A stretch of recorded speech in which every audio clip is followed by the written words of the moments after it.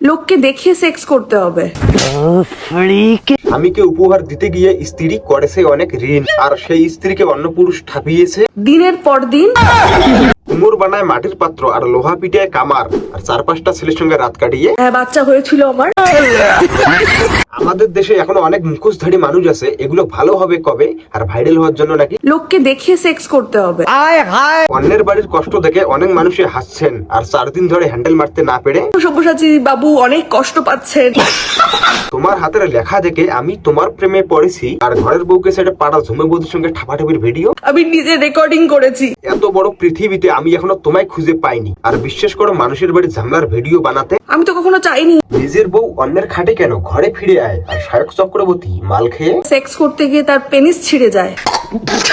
এরা শুধু দেখতে মানুষ হয়েছে, কিন্তু সঠিক শিক্ষাটা এখনো পায়নি। আর এক ভদ্রলোক ভাত কাপড় দেওয়ার ভয়ে আমাকে বিয়েটাও করতে চাইনি। বেশি কথা বলবো না, আর কারণ সময় হলো অল্প। আর আজকের ভিডিওতে আমি তোমাদের শোনাবো শায়কের নুনু ছেড়ার গল্প। তাহলে চলো বেশি কথা না বাড়িয়ে আজকের গাড় ফাটা ভিডিওটা শুরু থেকে শুরু করতে হয় একটু। आइए देखते हैं बैठचंद मजा आएगा।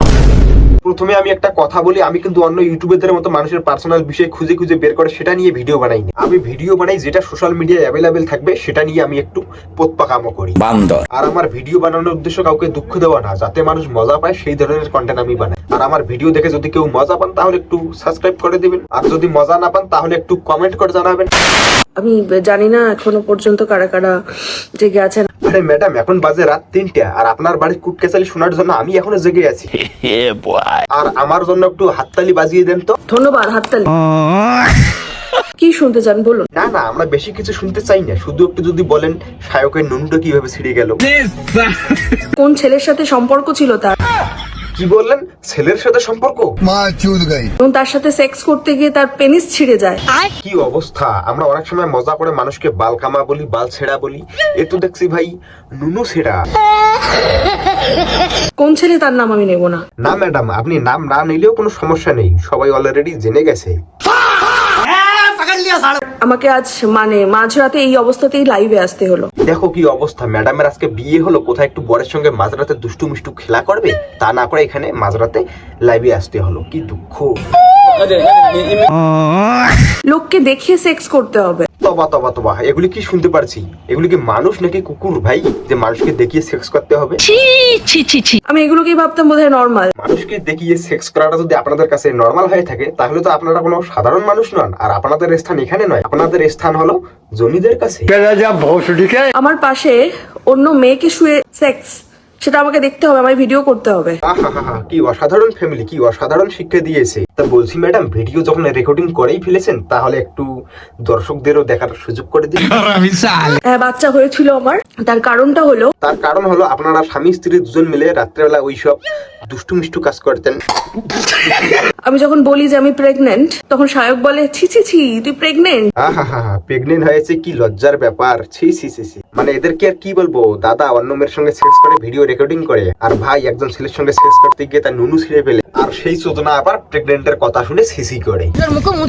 তার মা আমাকে বলেছিল যে আমি তো কখনো চাইনি আমার বংশ বিস্তার হোক। দেখুন ম্যাডাম, আমি আপনাকে একটা কথা বলি, মেনে নিন আপনি মার্কেট থেকে কোনো একটা জিনিস কিনে নিয়ে আসলেন এবং বাড়িতে আসে দেখলেন সেই জিনিসটা খারাপ, তারপরে কি আপনি চাইবেন যে সেই জিনিসটা আবারও বাড়ি নিয়ে আসতে? সেই রকম কাকিমা আগে থেকে জানে যে তাদের প্রোডাক্ট এরকম ড্যামেজ বেরোচ্ছে, এত কিছু জানার পরে কি আর নতুন করে ড্যামেজ প্রোডাক্ট আনতে চাইবে? এতে কোম্পানির বদনাম হবে।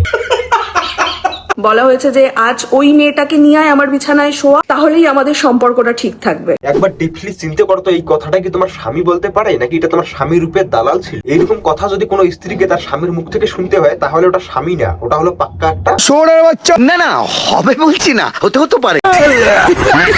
আমি তাই করে গেছি বোকার মতো। আচ্ছা, তাই করেছেন, তাহলে আপনাকে অনেক ধন্যবাদ। আর আমি ভগবানের কাছে প্রার্থনা করবো এইরকম বউ যেন সবার ভাগ্যে জোটে।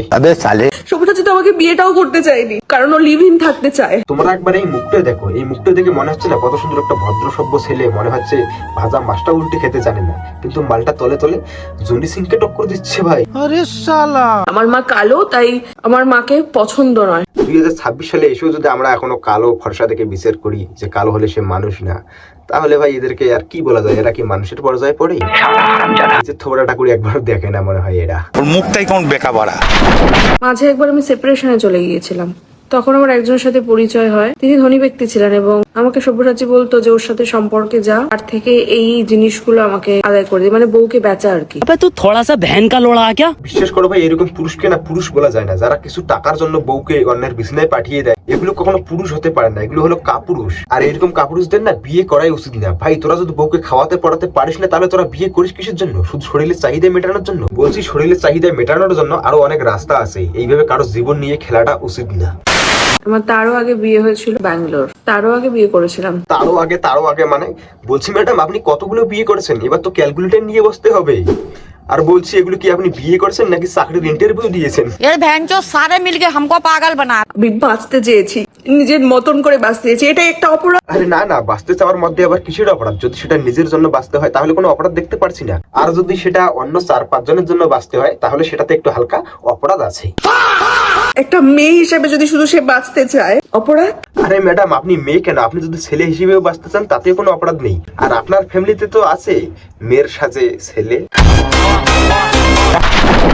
তো আজকের ভিডিও এই পর্যন্ত। আর যদি ভিডিওটা ভালো লাগে তাহলে আর কি ঠোকো।